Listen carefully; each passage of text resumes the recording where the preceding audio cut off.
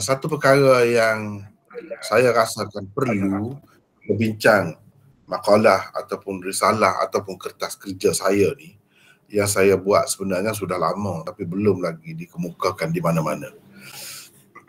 Iaitu tentang siapakah Ahlus Sunnah wal Jamaah. Terutamanya apabila saya tengok golongan Ahlul Hadis itu dipinggirkan atau diketepikan di tempat kita khususnya dan di setengah-setengah tempat lain, seolah-olah ia bukan ahli sunnah. Kerana kalau disebut ahli sunnah, selalunya disebut Asy'ariyah Maturidiyah. Di mana ahlul hadis? Di mana ashab? Sedangkan Abul Hasan Al-Asy'ari sendiri mengatakan dia tu berpegang dengan aliran itu. Abul Hasan Al-Asy'ari sebagai contoh saya nak kemukakan di sini. Sebab itu saya rasa perlu kita baca yang ni. Sebagai contohnya ini kitab Maqalat Al-Islamiyyah. Ini Maqalat Al-Islamiyyah. Baik. Kita tengok di sini juzuk yang kedua. Di sini hadhihi hikayatu jumlati qaul ashabil hadis wa ahli sunnah. Inilah cerita sejumlah pendapat ataupun pandangan ashabul hadis dan ahli sunnah. Lalu beliau sebutkan akidah mereka. Di samping beliau telah sebutkan macam-macam lagi akidah aliran-aliran lain yang salah lah atas nama Islam. Beliau kemukakan satu golongan ini, iaitu namanya ashabul hadis dan ahlus sunnah. Di akhirnya beliau berkata, wa bi kulli ma dzakarna min qawlihim naqul wa ilaihi nadhhab. Ini yang terakhir. Inilah yang kita sebut ashabul hadis tu, yang kita akan bincangkan akan datang. Bahagian ini, bahagian siapa ahli sunnah pada pandangan Abul Hasan Al-Asy'ari sendiri. Setelah dia kemukakan ni pandangan ashabul hadis dan ahli sunnah, dia kata ahli sunnah ashabul hadis itu. Dia kata di akhir ini, setelah dia dibentangkan semuanya, wa bi kulli ma dzakarna min qaulihim, semua pendapat mereka yang kami telah sebutkan itu naqul, itulah pegangan kami. Kami berpendapat begitu jugalah, kata Abul Hasan Al-Asy'ari. Wa ilaihi nadhhab, dan itulah mazhab kami, itulah pegangan kami. Maknanya Imam Abul Hasan Al-Asy'ari iktiraf, terima ashabul hadis, ahlul hadis. Tiba-tiba kita tidak masukkan. Bila kita sebut ahli sunnah, kita tidak masukkan pendapat ataupun pandangan atau akidah yang dipilih oleh Abul Hasan Al-Asy'ari di dalam ahli sunnah. Sedangkan Abul Hasan Al-Asy'ari sebut itu ahli sunnah. Kan pelik itu. Itu satu.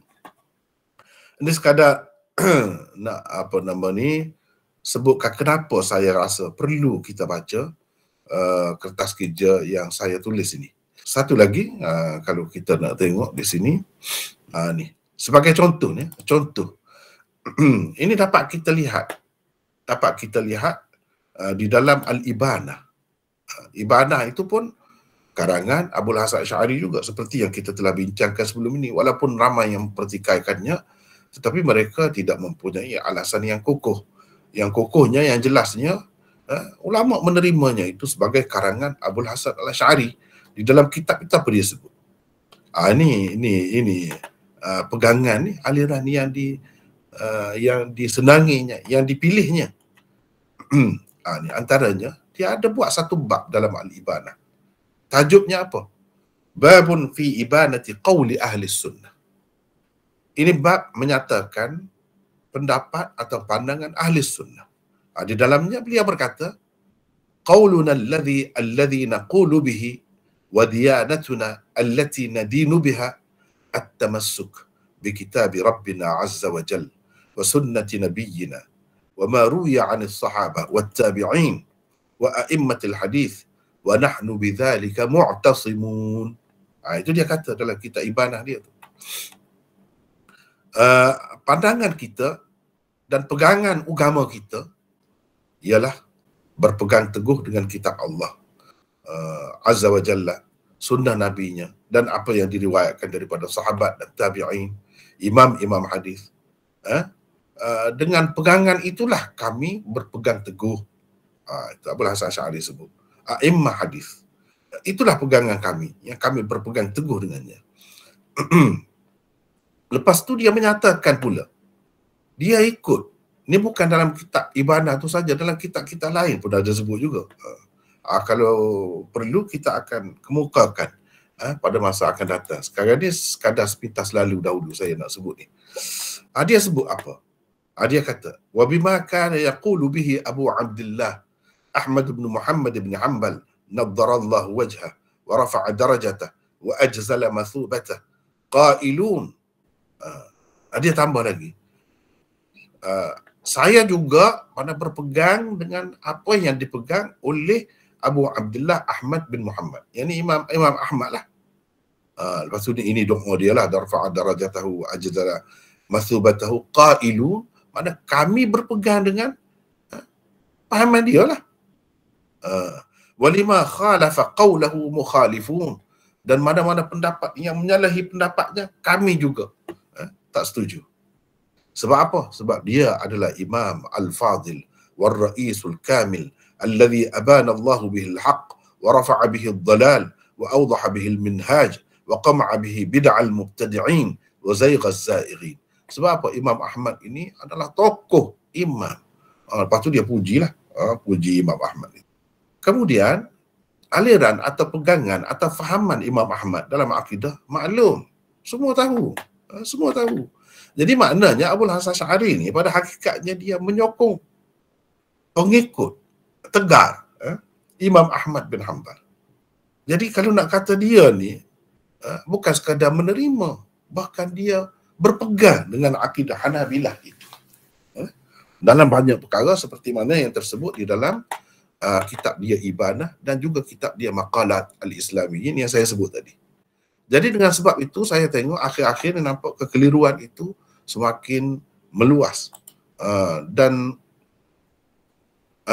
tidak ada pula penyelesaiannya, tidak ada pula penjelasan tentangnya. Jadi saya rasa sampai dah masanya untuk kita baca risalah ini. Oleh kerana saya pun masih batuk-batuk lagi, saya rasa saya tak boleh baca banyak lah ni. Mungkin kita tak sempat habiskan malam ni. Setakat mana yang sempat lah. Jadi saya mulakan, lepas tu saya nak minta sesiapa baca lah. Sebab panjang juga kalau saya seorang baca ni, penat juga. Muqaddimah. Alhamdulillahirabbil alamin. Wassalatu wassalamu ala sayyidil anbiya'i wal mursalin wa ala alihi wa ashabihi wa man tabi'ahum bi ihsanin ila yaumiddin. Amma ba'du. Ni kalau saya nak minta sesiapa baca. Siapa boleh? Boleh. Siapa ni? Hazim. Hazim daripada mana Hazim? Daripada Darul Kausar. Baca Hazim.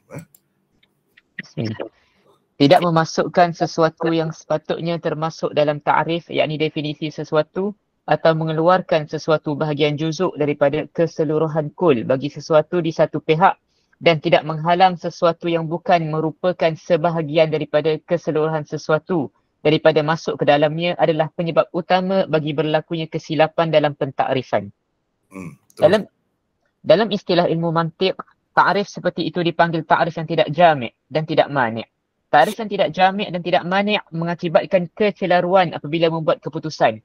Ta'rif yang jami' dan mani' lah yang dapat menenangkan fikiran dan dapat menghasilkan keputusan yang tepat. Kecelaruan fikiran yang berlaku dalam masyarakat Islam pada banyak negara umat Islam hari ini berpunca daripada ketidaktepatan ta'rif yang dibuat. Tidak memasukkan golongan Salafi dan Wahabi yang merupakan salah satu cabang Salafiyah ke dalam ta'rif Ahli Sunnah wal Jamaah. Demikian juga tidak memasukkan golongan Asy'ariyah dan Maturidiyah ke dalam ta'rif Ahli Sunnah wal Jamaah. Kedua-duanya adalah akibat daripada penerimaan ta'rif yang tidak jami' tentang Ahli Sunnah wal Jamaah. Sekejap. Baca lagi. Mengatakan semua orang yang tidak beramal dengan amalan ritual dalam masyarakat Islam di Malaysia pula sebagai Wahabi juga merupakan akibat daripada penerimaan ta'rif yang salah. Kesalahannya ialah kerana ia tidak mani'. Ta'rif Wahabi yang diberikan oleh pihak-pihak tertentu begitu longgar sehingga ia tidak dapat menahan sesuatu yang bukan daripadanya masuk ke dalamnya. Baca lagi. Orang-orang yang cuba mengeluarkan golongan Salafi, Ahlul Hadis, Hanabilah atau Athari daripada Ahli Sunnah wal Jamaah, dan orang-orang yang cuba mengeluarkan golongan Asy'ariyah dan Maturidiyah atau Ahlun Nazar daripadanya tak ubah seperti orang yang cuba memisahkan tiga beradik yang berbinkan bapa yang sama daripada ibu yang sama. Ia seolah-olah cuba merampas hak seseorang untuk membinkan dirinya kepada bapanya sendiri. Wah, sekejap di sini berlaku kesilapan banyak. Sebab apa? Ta'rif Ahlussunnah wal Jamaah itu tidak tepat. Dalam istilah mantik dipanggil tidak jami', tidak mani'. Tidak jami' maksudnya tidak lengkap. Ta'rif itu misalnya selalu kita dengar kan, ahli sunnah siapa? Asy'ariyah Maturidiyah, titik. Titik, berhenti setakat tu. Seolah-olahnya ahli sunnah wal jamaah itu saja. Maknanya tidak jami', tidak lengkap, tidak merangkumi semua. Sehingga ada yang ahli sunnah tapi tidak termasuk, tidak termasuk dalam tu. Ini menyebabkan kesilapan. Kesilapan berlaku. Sebab itu penting orang belajar mantik apa semua nak menentukan takrif itu betul atau tidak. Jadi kalau kita kata dua tu saja, dengan tidak menyebut ahlul hadis, dengan tidak menyebut ashabul hadis, dengan tidak menyebut Hanabilah, seseolah kita mengeluarkan apa yang Imam Abul Hasan Asy'ari sendiri terima. Masuk akal ke tidak? Betul kata Arif macam tu. Abul Hasan Asy'ari kata itu ahli sunnah. Kita tak sebut pun. Kita sebut ahli sunnah, Asy'ariyah dan Maturidiyah. Itu saja. Sedangkan baru sekejap saya dah tunjuk dalam kitab Abul Hasan Asy'ari sendiri bahawa dia menerima. Jadi ni mana kita letak satu golongan lagi tu? Ini takrif tidak jami'. Contoh, bagi takrif yang tidak jami'. Menyebabkan berlaku penyelewengan. Tak betul lah. Menyebabkan berlaku penganiayaan. Macam tiga beradik yang saya buat contoh tu, ayah sama, mak sama, tidak dibenarkan. Tidak dibenarkan dia pakai bin ayah yang sama. Di sini berlaku penganiayaan tu, kezaliman yang besar tu. Seorang anak tak dibenarkan bin kepada ayah dia. Seolah-olahnya begitulah. Ataupun kalau kita kata Asy'ariyah tidak ahli sunnah pun sama. Sebab ia memang ahli sunnah. Macam mana kita tak mahu bagi gelaran itu kepada dia? Kita tidak benarkan dia dibinkan kepada ahli sunnah wal jamaah tu. Itu tak kena. Itu satu. Di satu pihak yang lain, takrif yang tidak mani' macam mana? Takrif yang tepat, yang kemas, yang hasilnya ialah akan memuaskan. Sebab tepat. Ialah ia mesti mani'. Takrif yang tidak mani' macam mana? Yang tidak termasuk di dalamnya mani' maknanya yang sepatutnya tak termasuk dalam sesuatu tu, masuk juga. Sepatutnya takrif itu dibuat sehingga tidak termasuk. Yang sepatutnya tidak masuk tu tiba-tiba masuk juga. Itu dipanggil takrif yang tidak mani'. Contohnya, sebab itu saya buat sini. Saya sebut di sini. Mengatakan semua orang yang tidak beramal dengan amalan ritual dalam masyarakat Islam di Malaysia pula dengan Wahabi. Wahabi itu siapa? Yang tak mahu tahlil apabila berlaku kematian. Tahlil arwah misalnya. Yang tidak mahu mengamalkan benda bid'ah, sembahyang raghaib dan sebagainya. Kita sebut benda begitu. Yang tidak mahu buat ini, tidak mahu buat ini. Itu Wahabi. Kalau macam saya nak sebut Syekh Daud Al-Fatani, yang orang kita semua merujuk kepadanya, belajar kitab dia. Syekh Daud Al-Fatani. Dalam kitab dia Furu'ul Masail. Dia sebut buat makan lah pada ketika orang mati. Itulah orang panggil upacara tahlil apa semua tu. Dia sendiri kata bid'ah. Jadi adakah kita nak kata Syekh Daud Al-Fatani tu, yang mana orang kita yang baca kitab dia tu Wahabi? Jadi termasuk orang yang sepatutnya tidak Wahabi masuk juga jadi Wahabi juga. Akan dikatakan Wahabi juga. Sebab apa? Sebab takrif itu tidak mani'. Dimasukkan dalam takrif ahli sunnah tu orang yang tidak buat maulid misalnya. Itu Wahabi. Orang yang tidak mahu zikir mufrad, kata zikir mufrad tak boleh. Zikir mufrad tu maksudnya Allah, Allah, Allah sahaja. Itu tidak boleh. Bahkan ia bid'ah. Itu Wahabi. Bermakna pengarang kepada kitab syarah syarah kepada Jauharatul Tauhid, Jauharatul Tauhid, kitab akidah dalam bahasa Melayu tu Wahabi juga. Sebab dia kata bid'ah. Bid'ah tu bukan bid'ah hasanah dah. Tak jelas maknanya bid'ah yang qabihah, bid'ah yang mustakrahah, bid'ah yang macam tu. Itu yang kita dapat. Adakah dia bid'ah? Adakah dia tu Wahabi? Sama juga sampai sekarang ni. Orang tu dituduh Wahabi, orang ni dituduh Wahabi. Jadi bercelaru. Sebab apa? Sebab takrif tidak manik. Bagi saya itu, duduk situ. Sebab itu saya buat tajuk ni, penyatuan ummah pada pengenalan ahli sunnah wal jamaah. Tauhidul ummah fi ta'rif ahli sunnah wal jamaah. Kalau dalam bahasa Arab. Jadi penyatuan ummah baru boleh berlaku, baru akan wujud apabila ta'rif tu betul. Kalau tidak, dia jadi fitnah akan timbul. Seperti yang berlaku sekarang. Yang tidak Wahabi jadi Wahabi. Semata-mata kerana dia tidak setuju dengan sesuatu amalan ritual dalam masyarakat. Kalau macam tu, tidak menghalang. Orang yang tidak Wahabi pun jadi Wahabi juga. Bahaya tu macam tu. Sebab apa? Kalau Wahabi tu dikatakan sesat, maknanya orang-orang yang tidak sesat. Tokoh-tokoh besar, ulama-ulama besar pun sesat lah. Kalau macam tu. Ini tak betul. Jadi saya nak tegur. Sama-sama lah kita baiki masyarakat kita. Tegur masyarakat kita benda-benda macam ni. Jangan celupar sangat. Jangan gopoh sangat. Kita kena kaji dulu. Baca dulu dengan tenang, dengan baik. Baik. Teruskan. Hazim tadi. Orang-orang yang mengaitkan seseorang atau sesuatu golongan dengan Wahabi yang dianggap sesat, bahkan kafir oleh segelintir masyarakat yang telah terpedaya dengan fitnah persona terhadapnya. Sedangkan ia bukan Wahabi yang sebenar, malah Wahabi dalam erti yang difahami penuduh semata-mata. Bererti secara senyap-senyap ia tidak menuduh saudara seagamanya sesat atau kafir. Dengan itu berbaliklah tuduhan itu kepada dirinya sendiri. Berarti secara senyap-senyap ia tidak, ia telah ni. Telah ni, silap ia telah. Berarti secara senyap-senyap ia telah menuduh saudara seagamanya sesat atau kafir. Dengan itu berbaliklah tuduhan itu kepada dirinya sendiri jika orang yang dituduhnya tidak tepat seperti tuduhannya. Itulah fatwa Rasulullah SAW terhadap penuduh seperti itu. Baginda SAW bersabda, ayyuma mri'in qala li akihi ya kafir faqad ba'a biha ahaduhuma in kana kama qala wa illa raja'at alaih.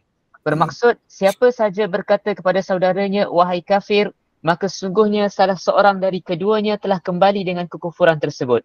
Jika betul, sebagaimana yang dikatanya.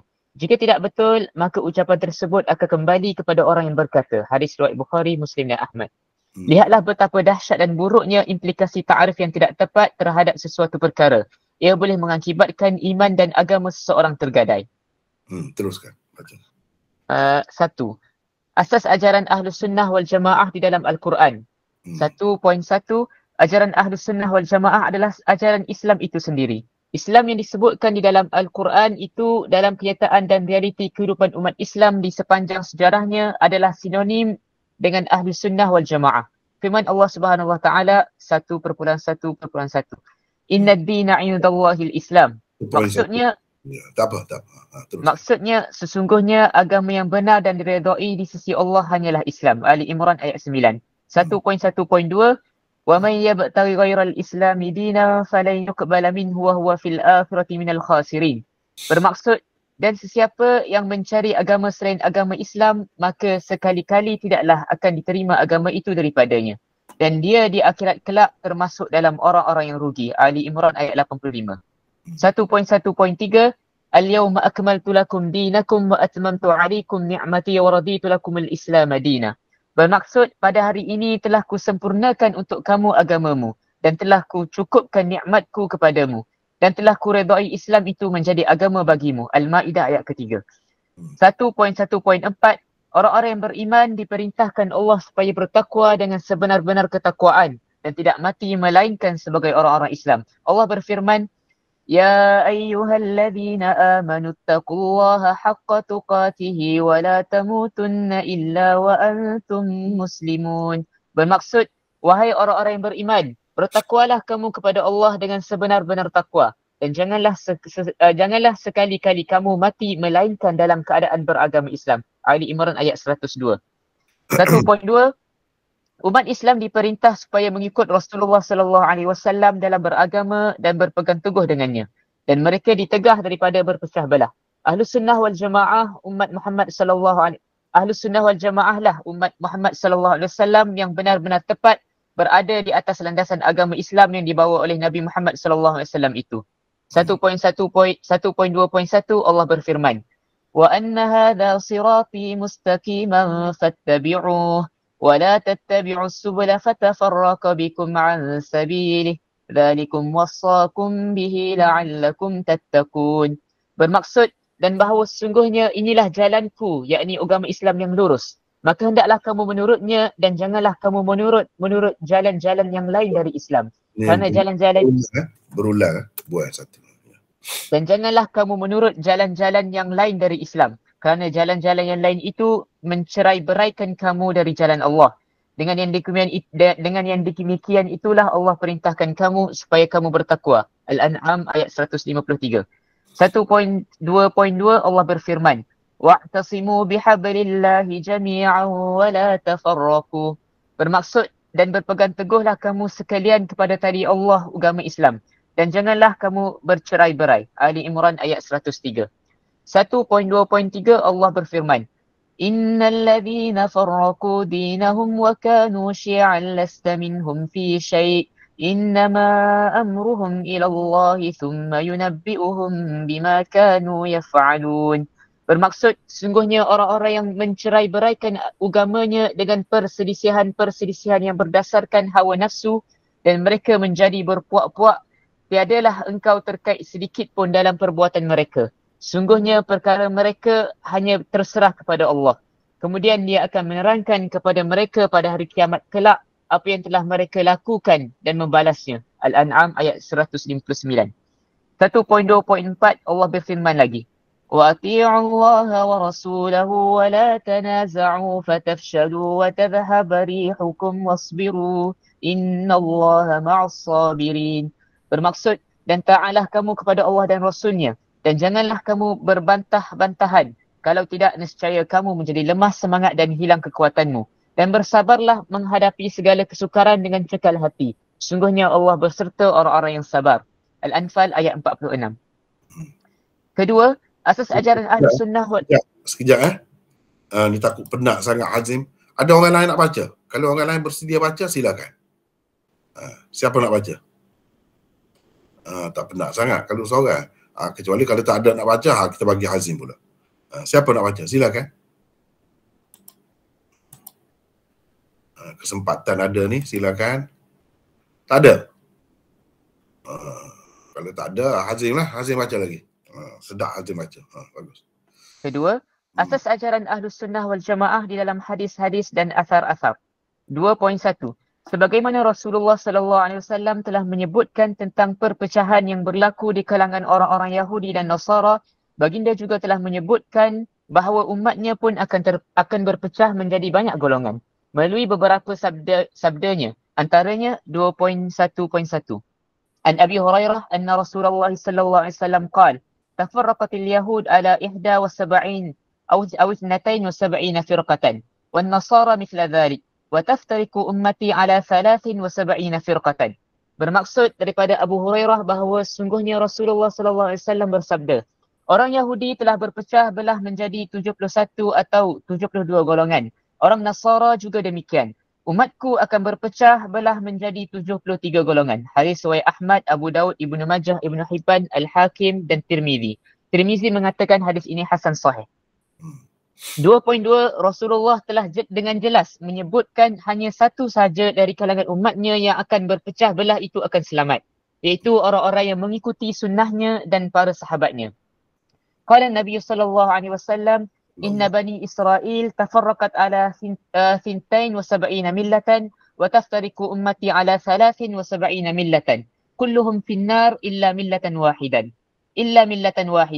Qalu wa man hiya ya Rasulullah? Qala ma alaihi wa ashabi.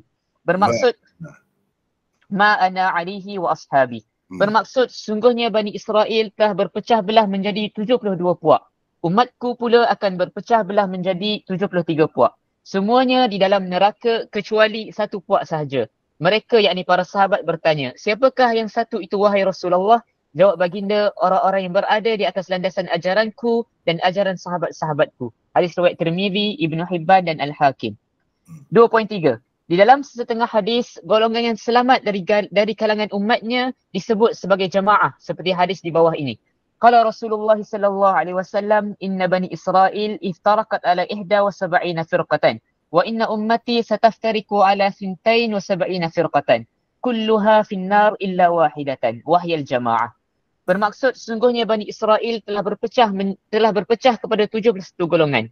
Umatku pula akan berpecah kepada 72 golongan. Semuanya di dalam neraka kecuali satu sahaja, iaitu Al-Jamaah. Hadis riwayat Ahmad, Ibnu Majah, Abu Ya'la dan Ibnu Jarir di dalam tafsirnya.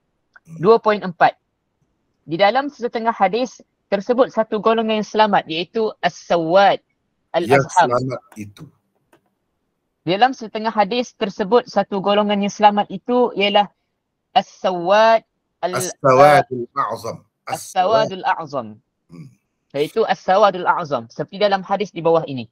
Tafarraqat Banu Israel ala 71 firqatan wa tafarraqat an-Nasara ala 72 firqatan wa ummati tazidu alaihim firqatan kulluhum finnar illa As-Sawad al-A'zam. Bermaksud Bani Israel telah berpecah kepada 71 golongan. Orang-orang Nasara telah berpecah kepada 72 golongan.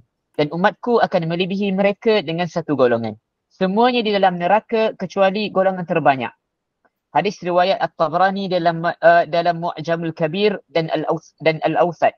Ibnu Abi Asim di dalam As-Sunnah dan Al-Lalaka'i di dalam Syarah Usul Li'atiqad Ahli Sunnati wal Jamaah. 2.5. Di dalam setengah hadis pula tersebut dengan jelas satu golongan yang selamat itu ialah golongan Ahli Sunnah wal Jamaah, iaitu orang-orang yang mengikut jejak langkah para sahabat sallallahu alaihi wasallam. Di bawah ini ada hadisnya. Annahu sallallahu alaihi wasallam, para sahabat Nabi sallallahu alaihi wasallam. Orang-orang yang mengikut jejak langkah para sahabat Nabi sallallahu alaihi wasallam. Di bawah ini adalah hadisnya. أنه صلى الله عليه وسلم لما قال الناجي منها واحدة قالوا يا رسول الله الناجي منها واحدة لما قال الناجي منها واحدة قالوا يا رسول الله ومن هم؟ قال أهل السنة والجماعة فقيل ومن أهل السنة والجماعة فقال ما أنا عليه وأصحابي. Bermaksud bila Nabi SAW bersabda yang selamat daripadanya hanya satu sahaja. Para sahabat terus bertanya, wahai Rasulullah, siapakah mereka? Jawab baginda Ahlus Sunnah wal Jamaah. Baginda terus ditanya, siapa Ahlus Sunnah wal Jamaah itu? Jawab baginda, golongan yang berada di atas landasan ajaranku dan ajaran sahabatku. Hadis ini dikemukakan oleh Al-Ghazali dalam Ihya-nya. Al-Iraqi tidak berkata apa-apa tentang hadis yang dikemukakan oleh Al-Ghazali itu.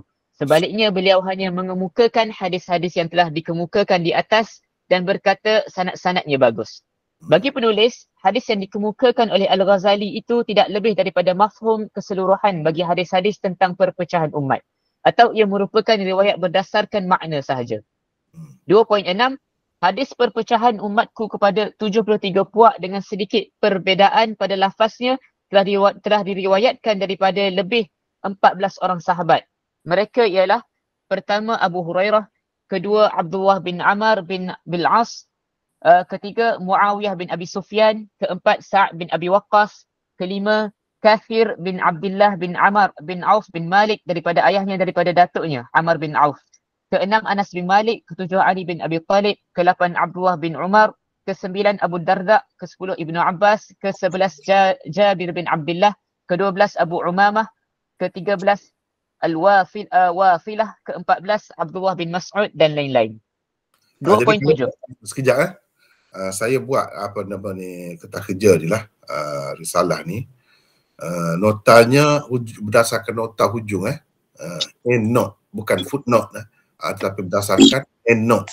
Maknanya boleh kita tekan di sini. Tengok di sini. Dalam kitab-kitab ni sebut bahawa hadis itu mutawatir, termasuk dalam hadis mutawatir. Kemudian sanad-sanad boleh tengok sini. Ini saya buat di belakang tidak buat di bawah sebab nota tu agak panjang. Okey. Tak penat kah apa ni Hazim? Boleh bagi? Boleh. Baca. 2.7. Hadis-hadis tentangnya dianggap oleh sesetengah ulama sebagai salah satu hadis yang mutawatir maknanya. Ia dapat diyakini telah benar-benar datang daripada Rasulullah sallallahu alaihi wasallam dan disabdakan oleh baginda. 2.8. Kata Ibnu Abbas pada mentafsirkan firman Allah dalam surah Ali Imran. Yauma tabyaddu wujuhun wa taswaddu wujuh. Yakni yaumul qiyamah. Hina tabyaddu wujuh ahli sunnati wal jamaah wa taswaddu wujuh ahli bid'ati wal furqati. Qala lahu Ibnu Abbas radhiyallahu anhuma. Bermaksud pada hari kiamat yang ada muka orang-orang menjadi putih berseri dan ada pula muka orang-orang menjadi hitam legam. Ali Imran ayat 106. Maksudnya ialah pada hari kiamat bila putih berseri wajah-wajah ahli sunnah wal jamaah dan hitam legam pula wajah-wajah ahli bid'ah dan perpecahan al-firqah. Demikian kata Ibnu Abbas. Tak apa. Ketiga, ta'rif ahli sunnah wal jamaah. 3.1. Ta'rif ahli sunnah wal jamaah yang diberikan di dalam Mawsu'atul Muyassarah fil Adyan wal Madhahib والأحزاب المعاصرة والأحزاب المعاصرة adalah seperti berikut. أهل السنة والجماعة هم الذين أخبر النبي صلى الله عليه وسلم عنهم بأنهم يسيرون على طريقته وأصحابه الكرام دون انحراف. دون انحراف. فهم أهل الإسلام المتبعون للكتاب والسنة المجانبون لترك أهل الضلال. Bermaksud ahli sunnati wal jamaah ialah golongan disebut oleh Rasulullah sallallahu alaihi wasallam sebagai orang-orang yang berjalan, yakni mengikut di atas landasan ajarannya, dan para sahabatnya yang mulia tanpa sebarang penyelewengan. Mereka adalah orang-orang Islam yang mengikut Al-Quran dan As-Sunnah di samping menjauhi jalan-jalan orang-orang yang sesat. Jadi 3.2. Yang ini kan saya buat ni. Boleh tengok ni di belakang daripada kitab tu ni contohnya. Cetakan mana, terbitan mana, siapa pengarangnya, apa semua ada di sini. Boleh tengok sini. Itu sebagai contoh lah. Sebagai contoh. Lepas tu teruskan. Cuma saya takut penat lah. Saya takut penat. Boleh? Ada orang lain nak baca pula? Silakan. Siapa ni? Zulkhairi. Zulkhairi. Baca. Silakan. Tarikh yang diberikan oleh At-Taftazani Sa'duddin Mas'ud bin Umar At-Taftazani yang meninggal tahun 793 Hijrah di dalam Syarh At-Talwih pula adalah seperti yang berikut. Ahlus Sunnah wal Jamaah humul ladzi tariqatuhum tariqatu Rasul alaihi salam wa ashabihi duna ahli bid'ah. Yang bermaksud Ahli Sunnah wal Jamaah ialah golongan yang cara hidupnya mengikut cara Rasulullah sallallahu alaihi wasallam dan para sahabat baginda, bukan cara ahli bid'ah. Syarh At-Talwih ala At-Tawdih. Itu tak payah baca sebab boleh tengok sendiri. Teruskan.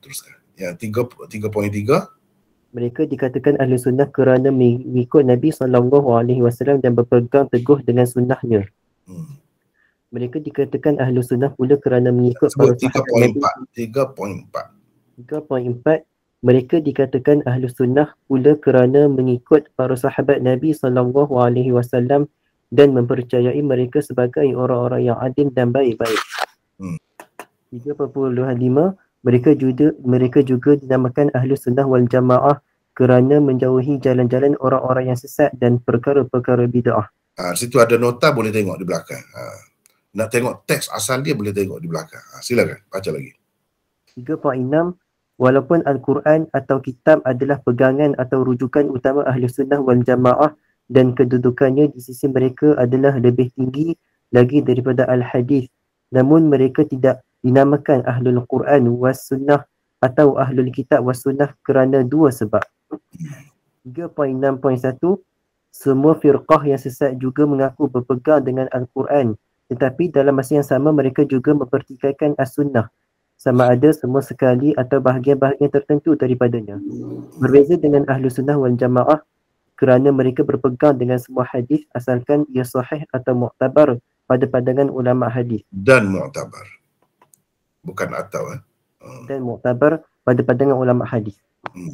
3.7 penambahan wal jamaah pula merujuk kepada para sahabat. 3.62. 3.62 mereka tidak dinamakan dengan ahlul kitab pula kerana gelaran itu telah pun terpakai di dalam Al-Quran dan hadis-hadis untuk ahlul kitab dari kalangan Yahudi dan Nasara. Teruskan. 3.7 penambahan wal jamaah pula merujuk kepada para sahabat yang dijadikan sebagai ikutan selain Rasulullah sallallahu alaihi wasallam. Asasnya ialah firman Allah Subhanahu wa taala di dalam Al-Quran dan hadis-hadis Rasulullah sallallahu alaihi wasallam. 3.71 firman Allah Subhanahu wa taala, "Wa ma yushaqqir rasul min ba'di ma tabayyana lahu al-huda wa yattabi' ghayra sabilil mu'minina nuwallihi ma tawalla wa nuslihi jahannam wa sa'at masira." Yang bermaksud, dan sesiapa yang menentang ajaran Rasulullah sesudah terang nyata kepadanya kebenaran petunjuk yang dibawanya, dan ia pula mengikut jalan yang lain dari jalan orang-orang yang beriman dari kalangan para sahabat Rasulullah sallallahu alaihi wasallam, kami akan memberikannya kuasa untuk melakukan kesesatan yang dipilihnya, dan pada hari kiamat kelak kami akan memasukkannya ke dalam neraka jahanam, dan neraka jahanam itu adalah seburuk-buruk tempat kembali. Surah An-Nisa ayat 115. Teruskan. 3.72 firman Allah Subhanahu wa taala, "Wa kadzalika ja'alnakum ummatan wasatan litakunu syuhada'a 'alan nas wa yakuna rasulu 'alaikum syahida." Yang bermaksud, dan demikianlah sebagaimana kami telah memimpin kamu ke jalan yang lurus. Kami jadikan kamu wahai umat Muhammad, khususnya para sahabat Rasulullah sallallahu alaihi wasallam, satu umat yang adil lagi terpilih, supaya kamu layak menjadi orang yang memberi keterangan kepada umat manusia tentang yang benar dan yang salah. Dan Rasulullah yakni Muhammad pula akan menjadi orang yang menerangkan kebenaran perbuatan kamu. Surah Al-Baqarah ayat 143. 3.73 firman Allah Subhanahu wa taala, fa in amanu bimithli ma amantum bihi faqad ihtadaw wa in tawallaw fa innama hum fi shiqaq fasayakfikahumullah wa huwas samiul alim. Yang bermaksud, maka jika mereka beriman sebagaimana kamu beriman dengan kitab-kitab Allah dan Rasul-Rasulnya, maka bererti mereka mendapat petunjuk. Dan jika mereka berpaling, maka sesungguhnya mereka akan terus berada dalam permusuhan dengan kamu. Allah akan melindungimu dan umatmu dari kejahatan mereka, dan dialah yang maha mendengar lagi maha mengetahui. Surah Al-Baqarah ayat 137. Hadis-hadis yang telah dikemukakan pada 2.2, 2.5 dan 2.8 yang lain juga merupakan asasnya. Teruskan yang keempat. Kata-kata ulama yang membenarkan aliran salaf ahlul hadis Hanabilah atau Athariyah sebagai salah satu bahagian daripada ahlu sunnah wal jamaah. 4.1 berkenaan dengan At-Ta'ifah Al-Mansurah. Berkenaan dengan At-Ta'ifah Al-Mansurah yang tersebut dalam hadis di bawah ini. Qala Rasulullah sallallahu alaihi wasallam, la tazalu ta'ifatun min ummati mansurina la yadurruhum man khadalahum hatta taqum as-sa'ah. Yang bermaksud Rasulullah sallallahu alaihi wasallam bersabda, akan terus sentiasa ada satu golongan dari umatku yang diberikan pertolongan oleh Allah. Mereka tidak terjejas walaupun tidak ditolong orang hingga hari kiamat. Hadis riwayat Ahmad, At-Tirmizi, Ibn Majah, Ibn Hibban, Abu Dawud, At-Tayalisi dan yang lain-lain.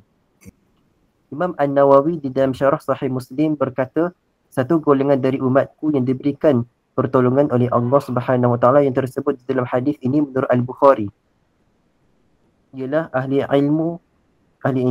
Imam Ahmad pula berkata, kalau mereka bukan ahlul hadis, maka aku tidak tahu siapa lagi mereka. Sekejap di sini kita ada nota nombor 4 ni.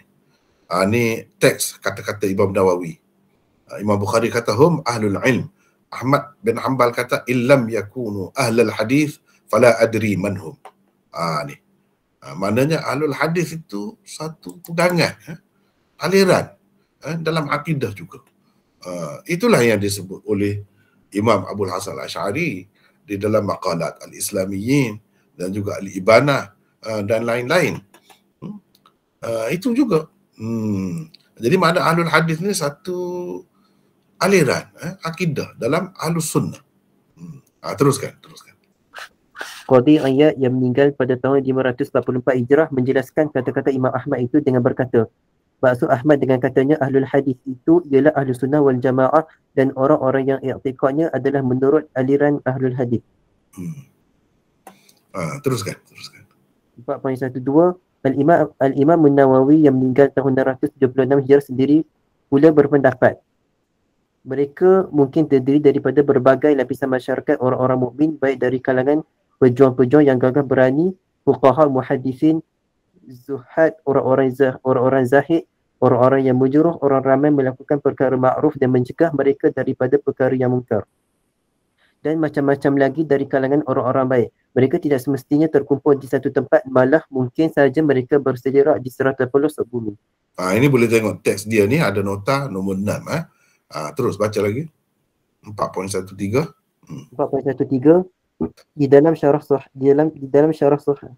syarah Muslim juga Al-Imam An-Nawawi berkata, ketahuilah sesungguhnya ada dua pandangan ahli ilmu berhubung dengan hadis-hadis sifat dan ayat-ayat sifat.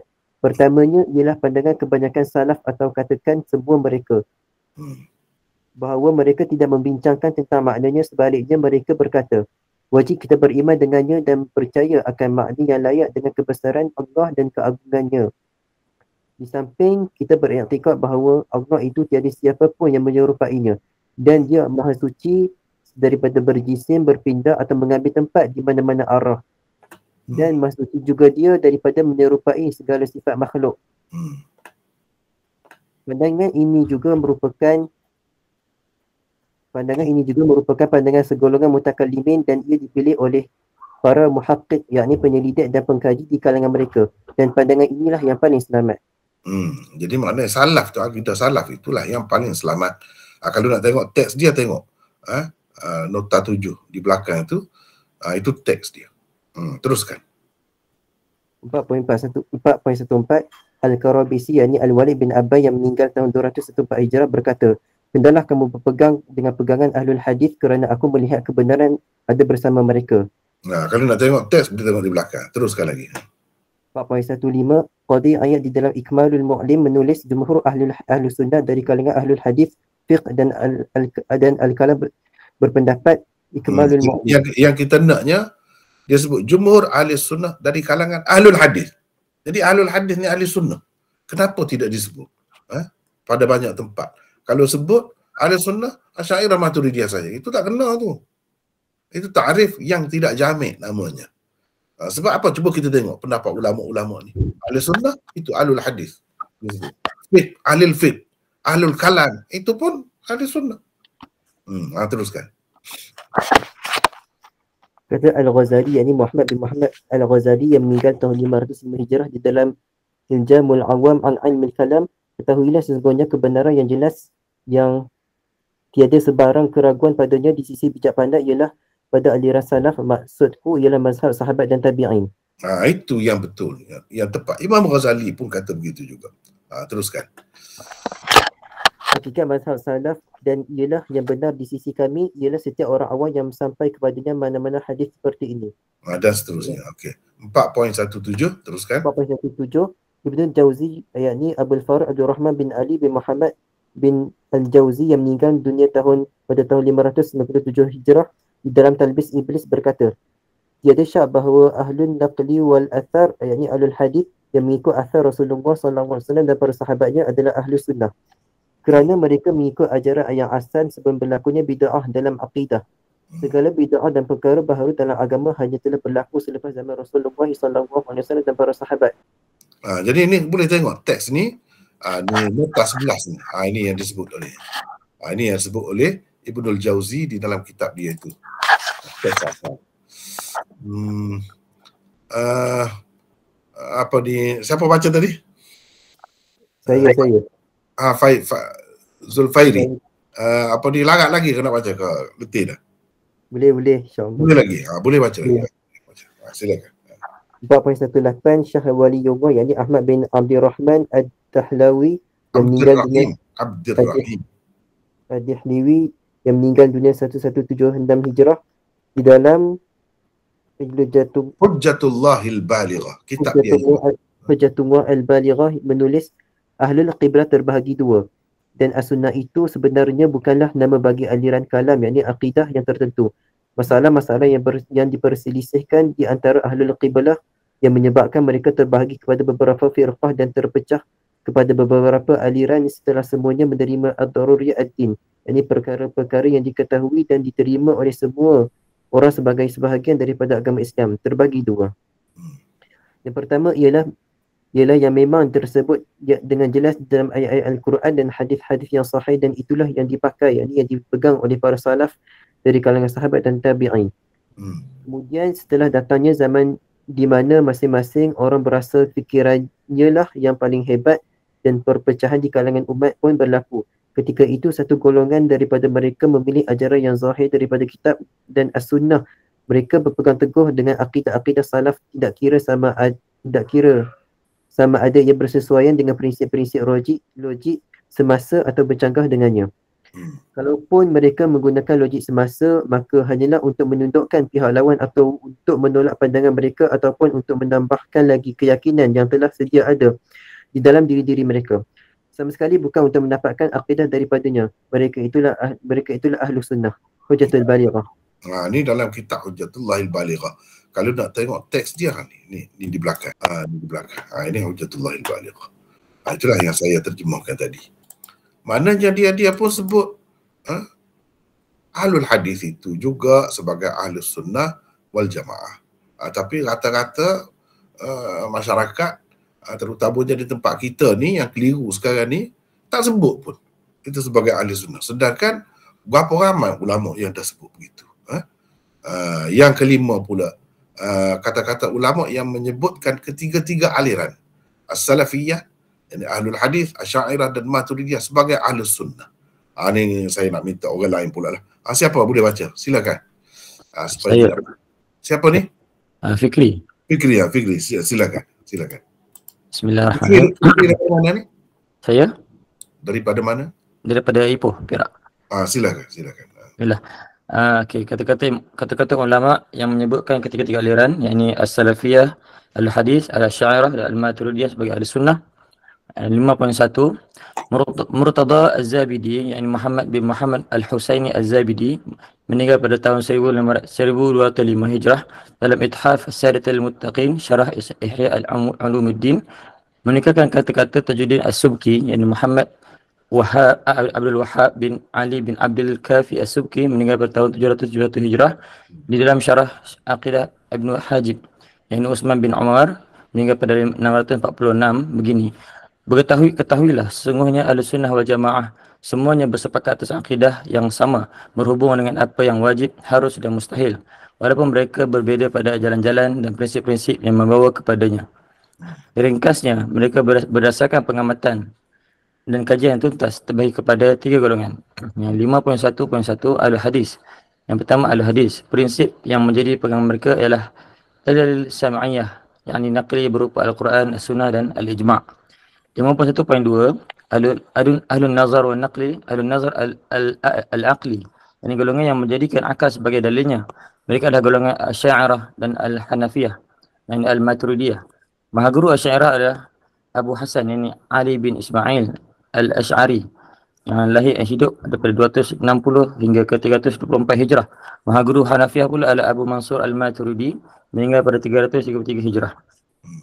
51.3 Al-Wujdan wal-Kashf, iaitu golongan Sufiyah. Prinsip yang menjadi pegangan mereka sama saja dengan prinsip yang menjadi pegangan Ahlul Nazar dan Ahlul Hadis di peringkat permulaannya, tapi ia berakhir dengan kasyaf dan ilham berdasarkan kitab Al-Ithaf Sadil Muttaqin. 5.2 Imam Abu Mansur Al-Baghdadi, yakni Abdul Qahir bin Tahir bin Muhammad bin Abdullah Al-Baghdadi, meninggal pada tahun 429 Hijrah, berkata, golongan ke-73 ialah golongan Ahlus Sunnah wal Jamaah yang terdiri daripada dua kelompok, iaitu Ahlul Ra'yi, yakni Asy'ariyah Al-Maturidiyah, dan Ahlul Hadis, bukan golongan yang bercakap kosong. para fuqaha, ahli qiraat, al-muhaddisin dan al-mutakallimin, ahli ilmu kalam dari kalangan ahli hadis dari kedua kelompok tersebut. Semuanya sepakat pada satu pendapat yang ini dalam akidah. Dan antara mereka tidak ada perbezaan yang membawa kepada sikap saling menyesatkan dan memfasikkan. Hanya mereka golongan yang selamat dalam al-farq bain al-firaq. Boleh tengok teks di belakang ya. Teruskan. Kita nak ringkas ni sebab kalau tengok teks nak baca tu panjang pula. Teruskan. 5.3 Abul Muzaffar al-Isfiraini dalam Syahrul Tahir. Nama sebenarnya Syahnur. Syahnur. Di dalam At-Tafsir fi Din menulis, tidak ada di dalam umat ini golongan yang lebih banyak mengikuti hadis Rasulullah SAW dan sunnahnya daripada mereka ini. Kerana itu mereka dinamakan al-ashabul hadis dan mereka dinamakan juga dengan ahli sunnah wal jamaah. Jadi ashabul hadis dengan ahli sunnah ni yang sama, benda yang sama. Cuba tengok, ini yang dia sebutnya. Dinamakan ashabul hadis. Dan mereka dinamakan juga dengan ahli sunnah wal jamaah. Jadi mengenepikan, tidak memasukkan golongan ini dalam ahli sunnah wal jamaah itu satu kesalahan besar. Sepatutnya orang-orang yang bersikap begitu kena insaf. Balik semulalah, bertaubatlah kepada Allah. Sebab apa? Sebab ini sekian ramai ulama-ulama ni yang sebut ni. Di mana mereka ini? Di mana mereka ini? Teruskan. 5.31 pada muka surat berikutnya pula beliau menulis tentang kelebihan golongan ahli sunnah wal jamaah bahawa foto-foto yang berlaku di kalangan umat adalah berpandukan ajaran ahli sunnah wal jamaah daripada kedua-dua aliran fahaman berdasarkan ar-ra'yu, yakni Asy'ariyah al-Maturidiyah, dan berdasarkan hadis, yakni al-hadis. Kebanyakan imam mengikut mazhab mereka. Semuanya berkumpul di atas landasan mereka. Faham itulah mendominasi negara-negara orang Islam. Mereka lah yang mendapati kata al-jamaah yang tersebut dalam hadis Rasulullah SAW dari semua sudut. Semuanya bersepakat dalam menolak fahaman Rawafid, Khawarij, Qadariyah dan kalangan ahli al-ahwa, yang golongan orang-orang yang hawa nafsu dan bid'ah, orang yang bid'ah dalam agama. Okey, yang 5.4 As-Safarini Muhammad bin Ahmad bin Salim As-Safarini Al-Hambali meninggal pada 1188 Hijrah dalam Lawami' Al-Anwar Al-Bahiyah menulis Ahlussunnah wal Jamaah ada tiga kumpulan. 5.4.1 yang pertama Al-Asariyah, yang mereka adalah Ahmad bin Hanbal. Kedua Al-Asy'ariyah, imam mereka adalah Abul Hasan. Yang ketiga Al-Maturidiyah, imam mereka adalah Abul Mansur Al-Maturidi, meninggal tahun 333 Hijrah. Adapun golongan-golongan yang sesat mereka banyak sekali. Di dalam bukunya Al-Lawaih Al-Anwar As-Saniyah pula As-Safarini berkata sifat-sifat zat Allah yang disepakati ahli sunnah wal jamaah, iaitu dari golongan Asariyah, Al-Asy'ariyah, Al-Maturidiyah adalah hidup, ilmu, kalam, kudrat, iradat, mendengar dan melihat. Dalam kitab Lawaih Al-Anwar As-Saniyah. 5.6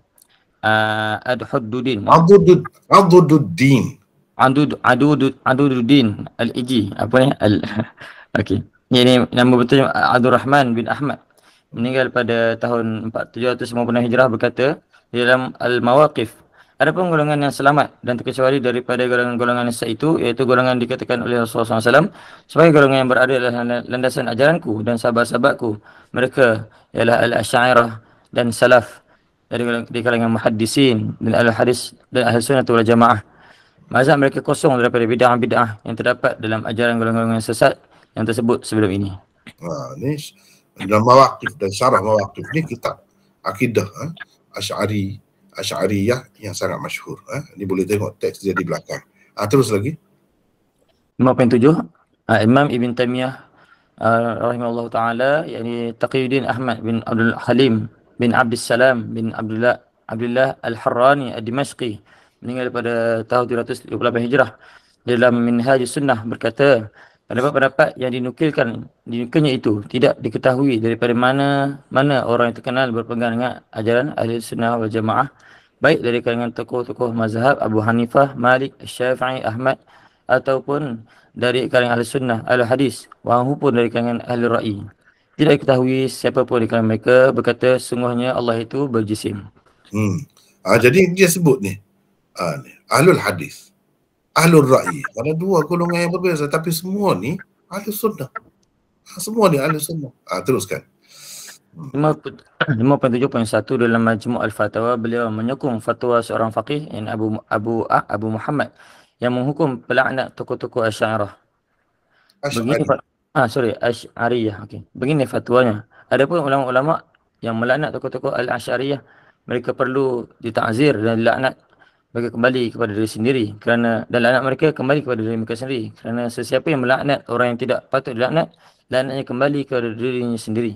Para ulama yang lain ada pembela furu'uddin, yang di bidang fiqih dan perkara cabang dan ranting dalam agama. Sedangkan golongan Asy'ariyah pula adalah pembela usuluddin, yang dalam bidang akidah dan perkara prinsip dan asas dalam agama. Jadi maknanya dia akui, dia sokong fatwa itu yang mengatakan Asy'ariyah ni adalah pembela usuluddin. Orang lain pembela furu'uddin. Mana tengok pandangannya baik terhadap satu sama lain. Tetapi ada golongan-golongan yang meruncingkan suasana ni, menyebabkan jadi nampak tak ngam antara satu dengan yang lain ahli sunnah tu. Padahal semuanya terima baik. Bahkan dikatakan kena ta'zir, kena dihukum dengan yang melaknat tokoh-tokoh Asy'ariyah. Begitu. Teruskan lagi. 5.8 berhubung dengan hadis Wat'ah Abu Qutaibah, yani Abu Muhammad Abdullah bin Muslim bin Qutaibah ad-Dinawari, meninggal pada 270 Hijrah. Dalam takwil mukhtalifil hadis berkata, sebenarnya ada penyelesaian yang baik bagi hadis ini. Ia dipilih oleh setengah ahli nazar, yakni di kalangan Asy'ariyah dan Maturidiyah, dan setengah ahlul hadis. Jadi cuba tengok ni, ahlul nazar dan ahlul hadis, dua golongan ahli sunnah wal jamaah. Jadi mereka dipuji, mana penyelesaian telah diberikan oleh mereka tentang hadis itu. Boleh tengok ini dalam nota di akhir itu. Teruskan lagi. 59, Dr. Muhammad Ayyash Al-Kubaisi dalam bukunya As-Sifatul Khabariyah 'inda Ahli Sunnah wal Jamaah menulis, sesungguhnya Ahli Sunnah punya dua aliran pemikiran dalam usuluddin, yakni akidah, aliran ahli hadis dan aliran ahli ra'yi, yakni termasuk Asy'ariyah dan Al-Maturidiyah. Jadi ini boleh tengok di dalam nota di akhir itu. Baik. Yang keenam, usul dan furu' akidah.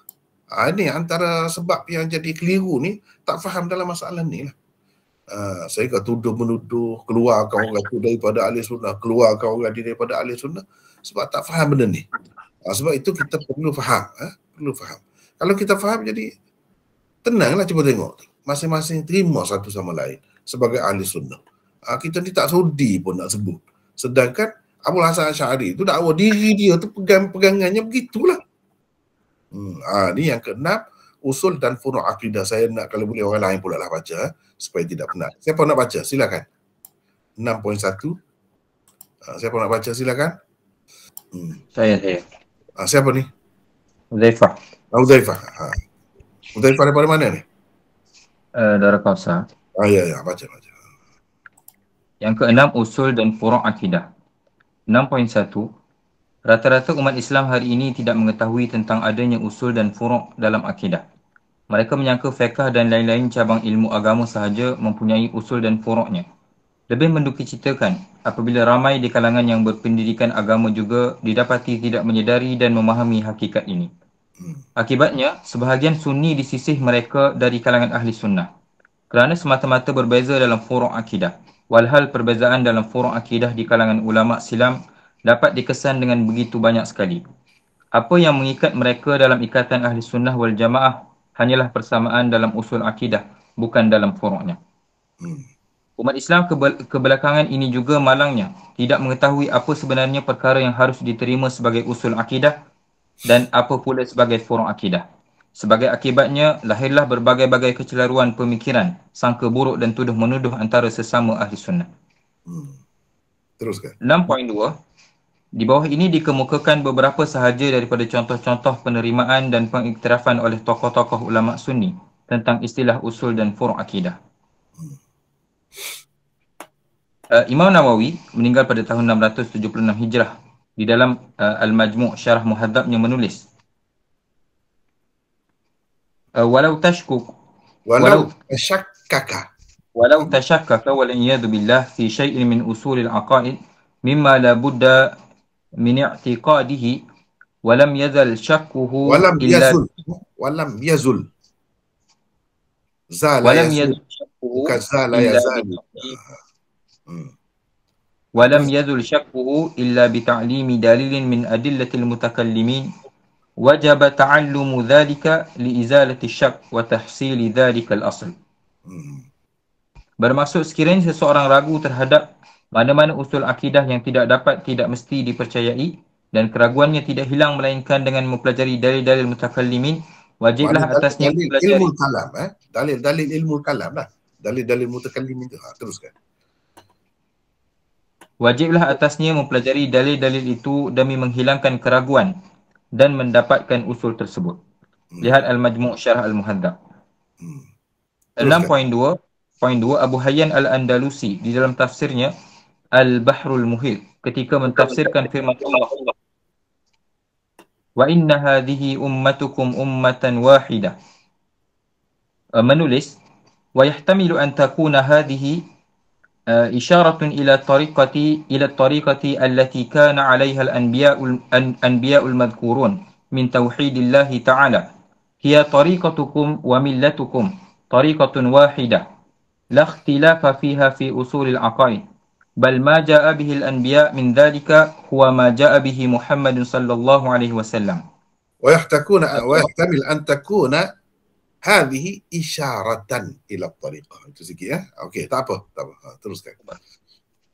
Bermaksud perkataan hadhihi dalam firman Allah ini mungkin juga mengisyaratkan kepada jalan-jalan yang diikuti para nabi tersebut berupa mentauhidkan Allah Subhanahu wa taala.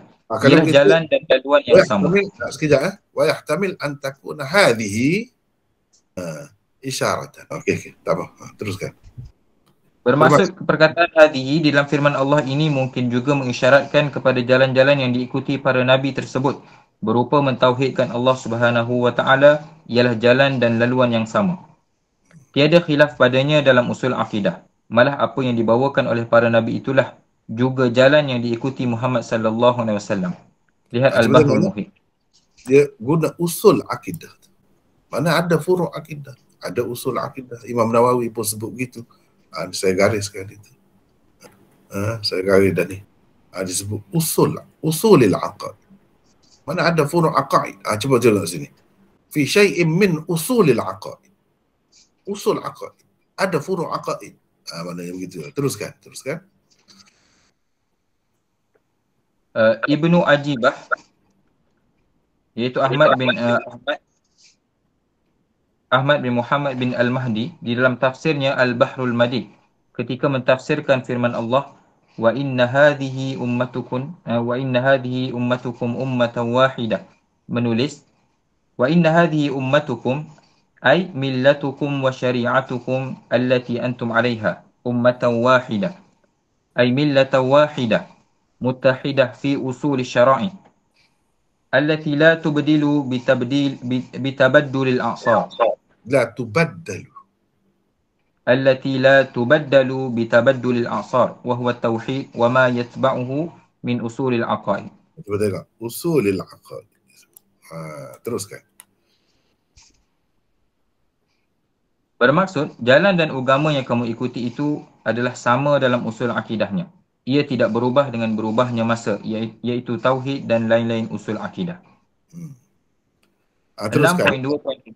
Al-Allamah Mahmud Al-Alusi di dalam tafsirnya Ruhul Ma'ani ketika mentafsirkan firman Allah, wa inna min syi'atihi la Ibrahim, menulis, wa ra'aitu fi ba'dil kutub wa la adri al-an ayya kitabin huwa anna Nuhan alaihi salam lam yursal illa bitauhid wa nahwi min usulil aqaid wa lam yursal bi furu'.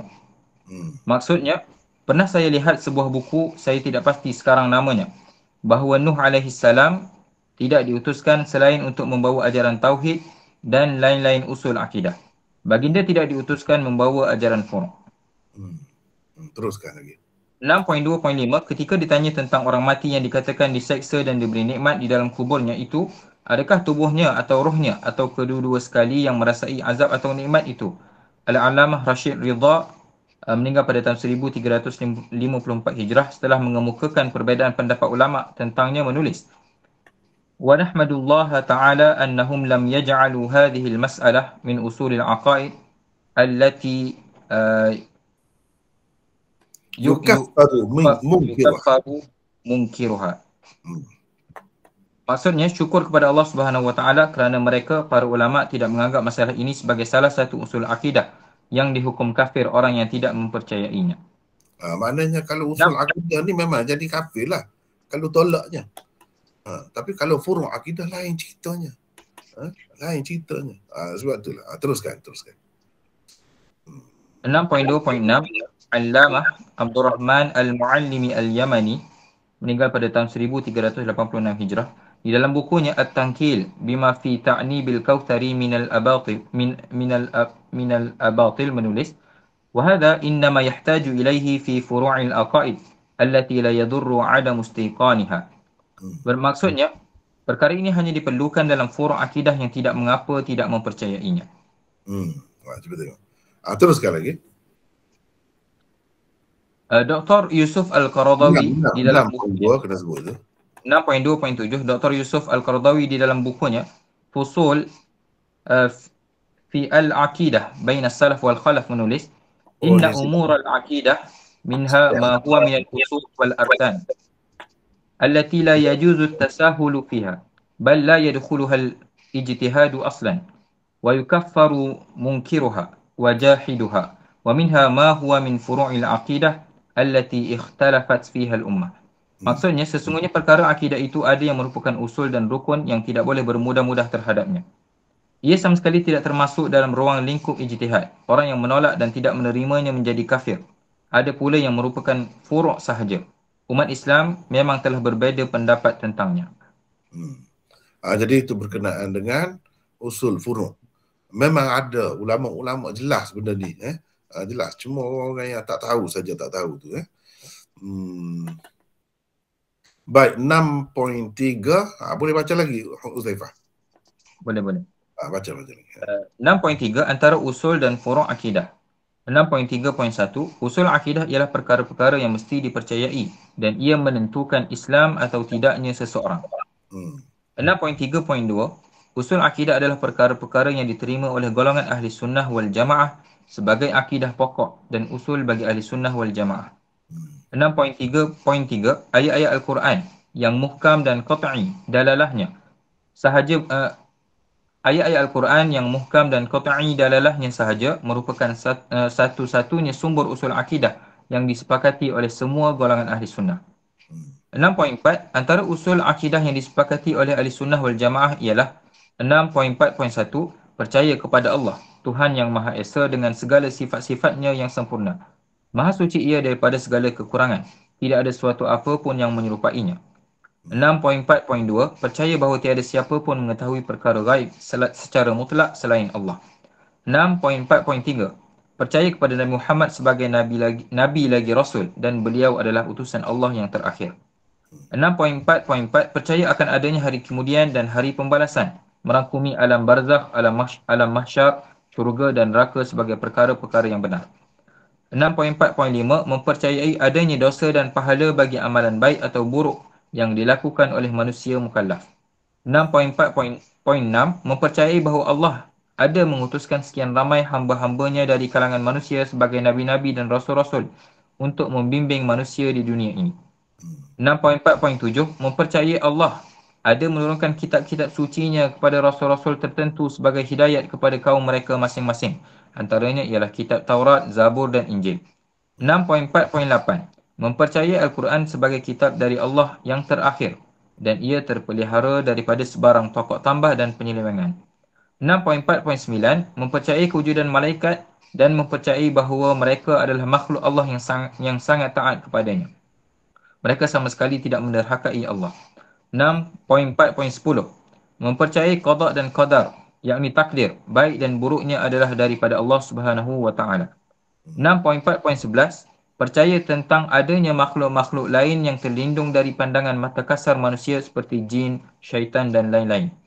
6.4.12 percaya tentang para rasul ada dikurniakan mukjizat-mukjizat tertentu oleh Allah Azza wa Jal.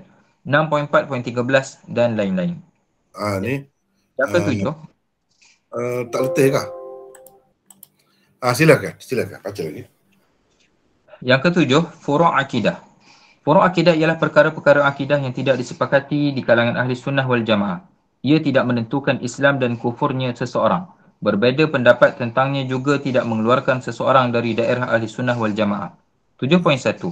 Al-Quran yang tidak qat'i dalalahnya dan hadis-hadis yang sahih merupakan sumber furu' akidah. 7.2. Antara usul dan furu' akidah, furu' terbukti lebih banyak dan lebih luas berbanding dengan usul akidah. 7.3. Perbezaan dalam furu' akidah tidak menjadikan seseorang kafir dan bukan ahli sunnah wal jamaah. Paling tinggi pun dalam setengah-setengah perkara ia membawa seseorang menjadi ahli bid'ah wal ahwa, atau pendapatnya dianggap syaz, ganjil sahaja.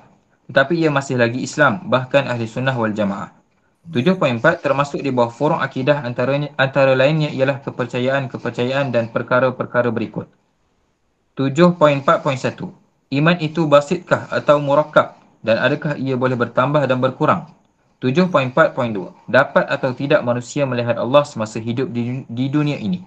7.4.3 Nabi-Nabi adakah terdiri dari kalangan laki-laki sahaja atau ada juga dari kalangan perempuan? 7.4.4 Setelah mati, apakah semua bahagian tubuh manusia akan binasa atau ada yang tidak binasa? 7.5 Kalam Allah itu bersuara sahajakah atau ia tidak berhuruf dan bersuara atau berhuruf dan bersuara kedua-duanya sekali? 7.4.6 Ibu bapa Nabi kita Muhammad sallallahu alaihi wasallam telah meninggal dunia sebagai muslimkah atau tidak? 7.4.7 Adakah Allah Subhanahu wa taala itu sesuatu atau tidak? 7.4.8 Sifat-sifat Allah itu adakah ia ain zatnya, yakni zat Allah itu sendirikah atau bukan ain zatnya? 7.4.9 Khadir yang tersebut di dalam hadis-hadis sahih dan hidup sezaman dengan Nabi Musa AS itu adakah Nabi atau wali atau malaikat? 7.4.10 Persoalan sifat-sifat khabariyah juga termasuk dalam furu' akidah. Para ulama' memang berbeza pendapat tentangnya. Ada yang memilih jalan tafwid, ada yang mengisbatkannya dan ada juga yang mentakwilkannya. Namun perbezaan pendapat itu tetap tidak mengeluarkan mereka dari daerah Islam yang sangat luas.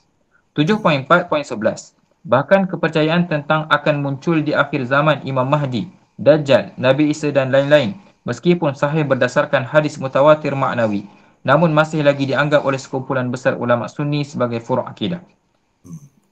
Yang ke-8, contoh-contoh perbezaan pada furu' akidah antara Asy'ariyah dan Maturidiyah. 8.1 Perbezaan pendapat dalam menentukan elok atau tidak eloknya sesuatu. Adakah ia bergantung kepada ketentuan akal atau syarak? Maturidiyah berpendapat ia bergantung kepada ketentuan akal. Asy'ariyah pula berpendapat ia bergantung kepada ketentuan syarak. 8.2 Tujuannya saya nak cerita antara Asy'ariyah dengan Maturidiyah tu pun ada khilaf. Tapi khilaf tu dalam furu' akidah. Ini tidak menyebabkan mana-mana satu daripadanya terkeluar daripada ahli sunnah. Teruskan. 8.2 Kedua-dua golongan, Asy'ariyah dan Maturidiyah menerima kalam Allah yang sebenarnya adalah kalam nafsinya. Tetapi adakah kalam nafsi Allah itu boleh didengar atau tidak? Kata Maturidiyah, tidak boleh didengar. Apa yang didengar oleh Nabi Musa AS misalnya, hanyalah sesuatu yang menunjukkan kalam nafsi Allah sahaja.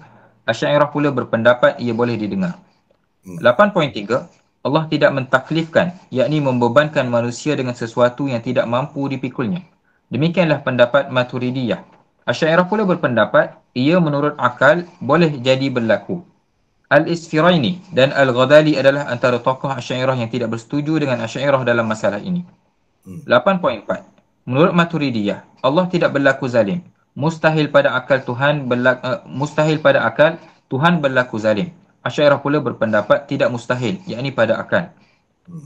8.5 Menurut Maturidiyah, mengenal Allah wajib atas seseorang dengan sebab ia berakal, yakni ada akal. Menurut Asy'ariyah pula ia wajib dengan sebab syarak, bukan dengan sebab akal semata-mata. 8.6 Menurut Maturidiyah, setiap perbuatan Allah mesti ada hikmat dan ilatnya. Sedangkan Asy'ariyah berpendapat tidak. Malah tidak boleh dikatakan begitu. 8.7. Maturidiyah berpendapat iman muqallid. Yakni orang yang mengikut orang lain semata-mata tanpa menggunakan pemikiran sendiri adalah sah. Asy'ariyah pula berpendapat tidak sah. Kerana syarat sah iman di sisi mereka ialah mengetahui setiap masalah akidah dengan dalil akli yang putus. Manusia mempunyai usaha, kasab dan ikhtiar dalam melakukan sesuatu perkara. Usaha dan ikhtiarnya lah yang memberi bekas terhadap sesuatu yang dibuatnya. Demikianlah pendapat Maturidiyah. Tetapi Asy'ariyah berpendapat semua perbuatan ikhtiari manusia berlaku dengan kudrat Allah semata-mata. Allah jualah yang memberi bekas pada semua perbuatannya. 8.9. Menurut Maturidiyah, iman tidak bertambah dan berkurang. Sedangkan menurut pendapat yang masyhur dan popular di kalangan Asy'ariyah ialah iman boleh bertambah dan berkurang. 8.10. Asy'ariyah berpendapat taubat orang yang sedang nazak tidak diterima Allah. Sedangkan Maturidiyah berpendapat taubatnya masih diterima Allah. 8.11. Menurut Maturidiyah, menanggap dan merasai sesuatu dengan panca bukanlah ilmu. Ia tidak lebih daripada sarana atau untuk mendapat ilmu. Sedangkan Asy'ariyah sudah mengiranya sebagai ilmu. 8.12.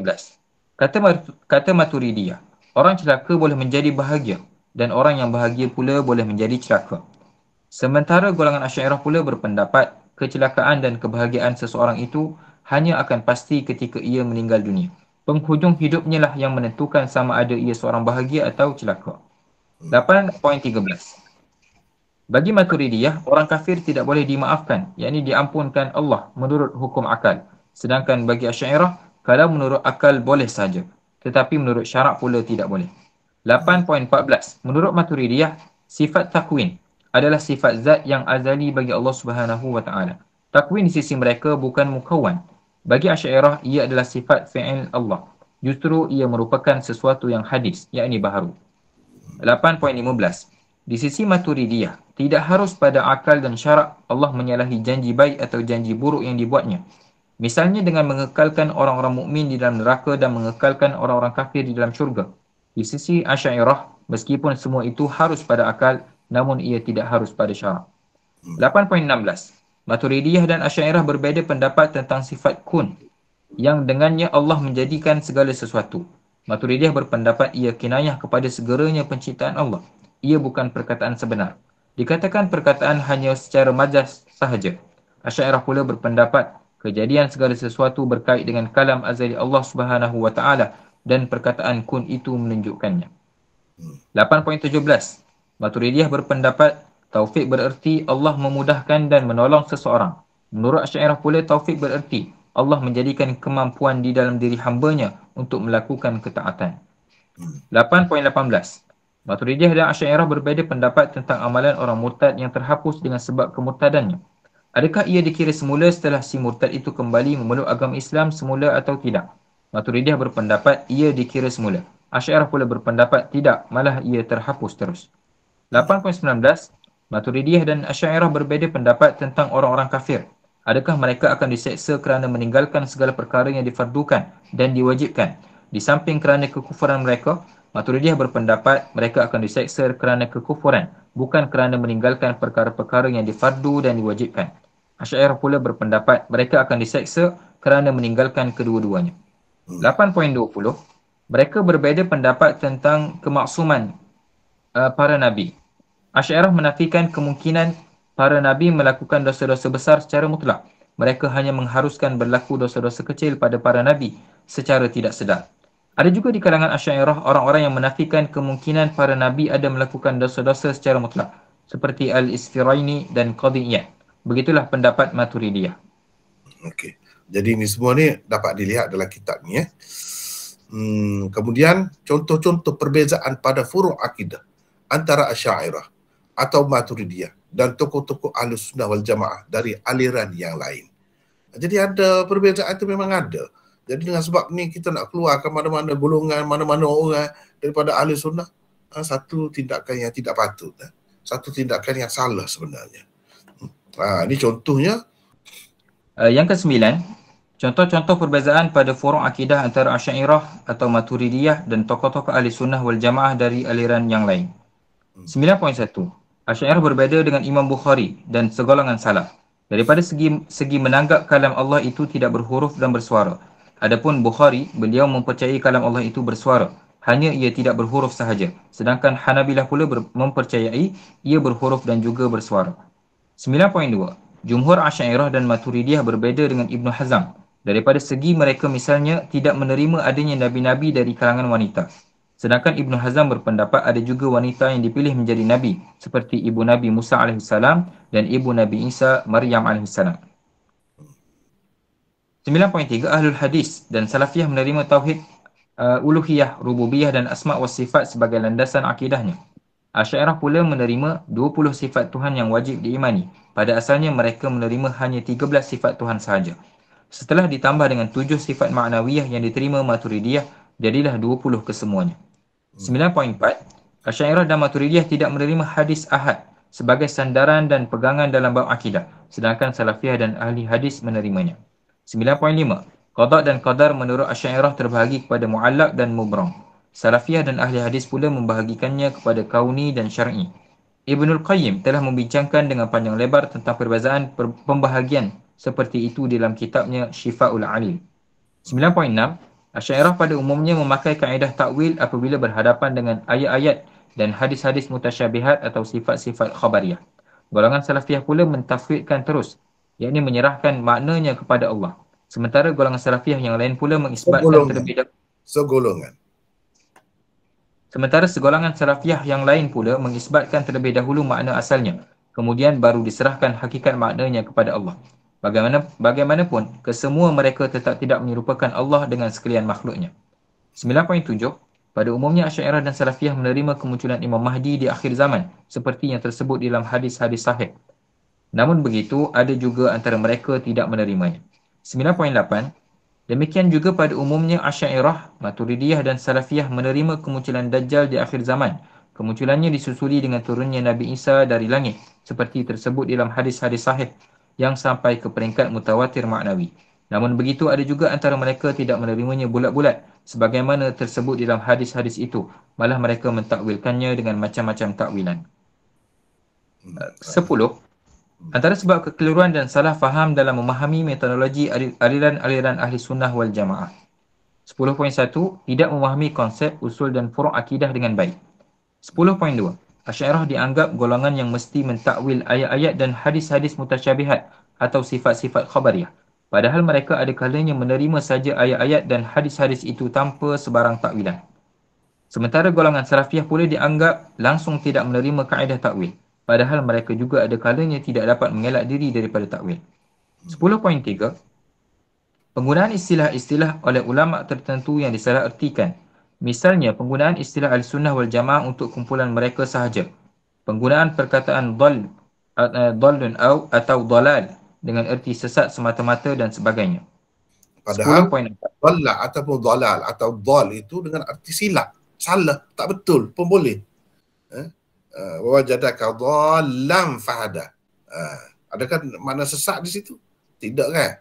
Jadi dengan sebab itu kita kena berhati-hati bila baca kenyataan-kenyataan ulama. Dia kata orang ni sesat, aliran dia sesat. Jadi sesat tu maksudnya tak betul, salah bagi dia. Bukan sesat tu mana sesat rosak akidah tu, tidak. Tapi kadang-kadang dia jadi umum istilah tu. Sesat tu dengan makna macam ajaran sesat lah. Itu.